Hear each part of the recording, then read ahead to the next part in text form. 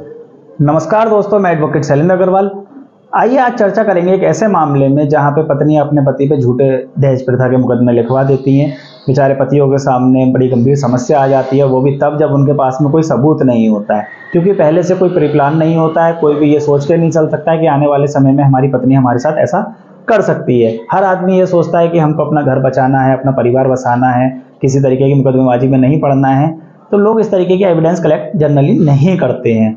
और होता क्या है कि जरा सी कहा सुनी हुई अब पत्नी ने अपने पति पे दहेज प्रथा का मुकदमा लिखवा दिया। ऐसे में पतियों के पास क्या रास्ता है, जब उनके पास में कोई साक्ष्य भी ना हो, एविडेंस भी ना हो, तो उसमें वह कैसे बच सकते हैं। देखिए, एक चीज होती है क्रॉस एग्जामिनेशन। क्रॉस एग्जामिनेशन एक ऐसी चीज है जिससे आप अपने मुकदमे में विजय हासिल कर सकते हैं, यदि आपने सही से क्रॉस एग्जामिनेशन कर लिया। यह कब होता है, इसका स्तर कब आता है? देखिए, जब आपकी पत्नी कोर्ट में गवाही देती है आपके विरुद्ध, तब उसके बाद जज साहब आपको मौका देते हैं कि आप अपनी पत्नी से कुछ प्रश्न पूछना चाहते हैं तो पूछ सकते हैं। तब आप अपनी पत्नी से प्रश्न पूछते हैं और ये प्रश्न के द्वारा ही आप पत्नी का झूठ सामने ला सकते हैं और विजय हासिल कर सकते हैं। हम समझते हैं कि जनरली फॉर्मेट क्या होता है, किस तरीके से कंप्लेंट पत्नी लिखवाती है। जनरली यही लिखवाती है कि हमारी शादी इस तारीख को हुई, शादी में हमारे माँ बाप ने सारा सामान दिया, इतना इतना सामान दिया, इतनी ज्वेलरी दी, इतने लाख रुपए नगद दिए, इतने लाख रुपए की शादी करी और अपनी हैसियत से ज़्यादा शादी करी, परिवार रिश्तेदारों से पैसा लेके शादी करी। ये लोग दहेज के लोभी थे, मारते पीटते थे, अत्यधिक दहेज की मांग करते थे, कार मांगते थे या पैसा मांगते थे, मेरे साथ कई बार मारपीट करते थे, मुझे भूखा प्यासा रखते थे और दिनांक इतने इतने को मुझे घर से मार के निकाल दिया, तब से मुझे लेने नहीं आए हैं। ऐसे मामलों में पतियों को क्या प्रश्न पूछने चाहिए? आप कहीं नोट डाउन करना चाहें तो नोट डाउन कर लें, इंपॉर्टेंट क्वेश्चन है। सबसे पहले आपको उनसे पूछना है कि आप जो जो ज्वेलरी बता रही हैं, इसके बिल आपने पत्रावली पे दाखिल किए हैं? क्योंकि अधिकतर देखा जाता है कि जो ज्वेलरियां लोग खरीदते हैं कच्चे बिलों पे खरीद लेते हैं, उनकी कोई रसीद ही नहीं होती है। आपको उनसे उन बिल के बारे में पूछना है। यदि उन्होंने वह बिल नहीं दिखाए हैं, बिल फाइल नहीं किए हैं, तो आप उन्हें सजेशन दे सकते हैं कि देखिए, आपने ऐसे कोई बिल दाखिल नहीं किए हैं। हमारा कहना है कि आपने ऐसी कोई ज्वेलरी परचेज ही नहीं की है और ना ही ऐसी कोई ज्वेलरी आपने ससुराल लेके आई थी आप। दूसरा, आपको सामान के बारे में ये पूछ लेना है बिल को लेके। आपको किस दुकान से कौन सा सामान खरीदा है, कहाँ से लिया है, कौन सी ज्वेलरी कहाँ से खरीदी है, वो पूछ लेना है। दूसरा पूछना है कि आपके फादर की इनकम क्या है, फादर आपके क्या करते हैं। यदि फादर की इनकम कम है तो आपको पूछना है कि इतना पैसा आपके फादर कहाँ से लेके आए। अब उनके पास एक ही बात होगी कि रिश्तेदारों से लिया। उन रिश्तेदारों का नाम ले लीजिए और उनसे पूछिए क्या आप इन रिश्तेदारों की गवाही करा सकते हैं। कोई रिश्तेदार जल्दी ऐसे मामलों में पड़ना नहीं चाहता है। अब उसका क्या जवाब आएगा देखते हैं। मान लीजिए उसका जवाब आता है हाँ मैं रिश्तेदारों की गवाही करा सकता हूँ, तो ठीक है, जब रिश्तेदार का नंबर आएगा तो उनसे जिरह की जाएगी। फिलहाल उन रिश्तेदारों का आप नाम लिखवा लीजिएगा, किन किन रिश्तेदारों से कितना कितना रुपये लिया। अब मान लीजिए वो कहते हैं कि रिश्तेदार से इससे 1 लाख रुपए लिया, इससे 50,000 रुपये लिया, तो आपको एक नियम जानना है कि सेक्शन 229 इनकम टैक्स एक्ट, उसमें बताया है कि 20,000 रुपये से ज़्यादा का नगद का लेन देन नहीं हो सकता। यदि 20,000 रुपये से ज़्यादा का किसी ने नगद लेन देन उधारी में किया है तो उस पर जुर्माना पड़ सकता है। तो इस अधिनियम का आपको वहाँ पे फ़ायदा उठा लेना। यदि कोई कहता है कि मैंने इस रिश्तेदार से 1 लाख रुपये उधार लिया, फिर पत्नी से पूछना है ये पैसा नगद लिया था या अकाउंट में लिया था। अगर अकाउंट में लिया था तो अकाउंट के बारे में पूछ लेना है कि आपने अकाउंट दाखिल किया। अगर वो कहते हैं नगद दिया था, तो कब लिया था, किस तारीख को लिया था, कहाँ लिया था, किसके सामने लिया था आपके पापा ने, कितने कितने के नोट थे। ये प्रश्न सिर्फ इसलिए है कि जब दूसरा विटनेस आए तब आप उससे पहले वाले विटनेस को कंट्राडिक्ट कर सकें। ये कुछ बता रही होगी, वो कुछ बता रहा होगा। कोई भी मौका आपको छोड़ना नहीं है ज़्यादा से ज़्यादा प्रश्न पूछ के, जहाँ पर आप देखो कि वो चीज़ें जो अपनी कंप्लेंट में लिख के नहीं आई है, छुपा के आ रही है, आपको वहीं से शुरू होना है। कंप्लेंट में जो लिखा है वो तो हमको दिख ही रहा है, जो उसने नहीं लिखा है हमको वो पूछना है।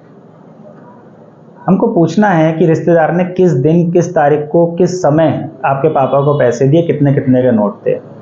अब जब पापा आएंगे तो ये बात पापा से भी पूछी जाएगी जब एविडेंस में आएंगे। नेक्स्ट पूछना है कि आपको आपकी सास ने प्रथम बार कब मारा।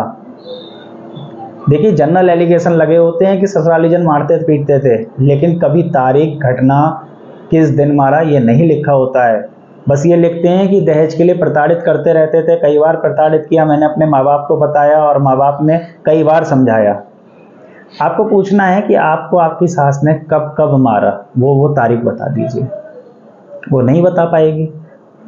अगर वो बता देती है तो उसे उसका बयान और उसकी कॉपी कन्फ्रंट करा देनी है कि देखिए आपने ये बयान, ये तारीख अपने कंप्लेंट में नहीं लिखवाई है। हमारा कहना यह है कि आपके साथ इस तारीख को कोई घटना घटित नहीं हुई है, इसीलिए आपने ये तारीखें अपनी कंप्लेंट में या अपने बयानों में नहीं बताई है। दूसरा उससे पूछना है फिर कि आपके पति ने कब कब मारा। सबका अलग अलग पूछ लेना है। सबने एक साथ कब मारा, पहली बार में आपकी सास ने किस चीज से आपको मारा, पति ने किस चीज से मारा, जब सबने एक साथ मारा तब किसने कैसे मारा। फिर हर बार में पूछ लेना कि जब पहली बार में मारा तब आपके चोट कहाँ लगी, दूसरी बार में मारा तब आपके चोट कहाँ लगी, तीसरी बार में मारा तब चोट कहाँ लगी।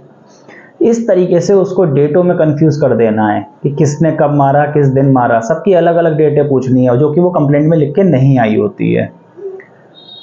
अगला उससे पूछना है कि जब जब आपको आपके घर वालों ने मारा, पति ने मारा, सास ने मारा, आपने कभी पुलिस को कंप्लेंट की।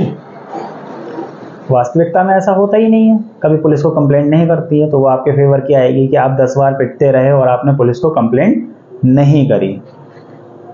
आपके कोई चोट आई, अगर चोट आई तो आपने कोई मेडिकल कराया है, वो मेडिकल इस पत्रावली में दाखिल है, वो उससे पूछ लेना है। आपने अपने घर वालों से शिकायत करी, कब करी, किस फोन से करी, किस दिन करी।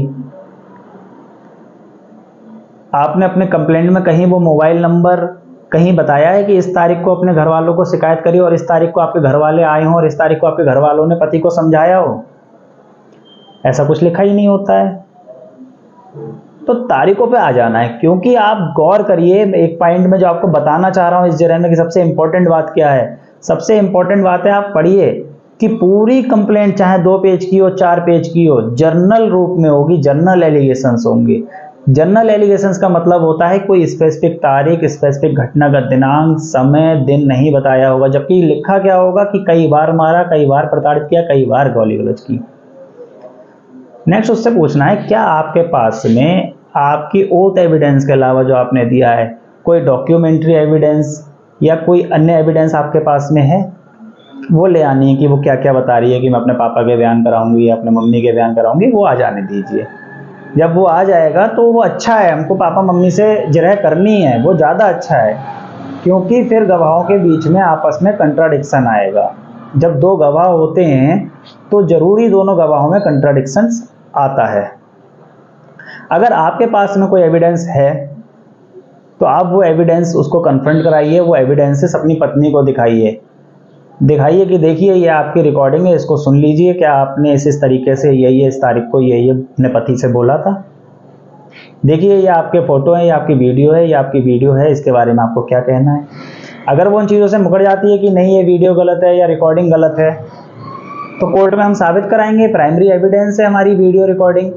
डॉक्यूमेंट्री एविडेंस के रूप में उसे पढ़ा जाएगा, इलेक्ट्रॉनिक एविडेंस के रूप में पढ़ा जाएगा। Call recording, video recording, photos court में साबित किए जा सकते हैं।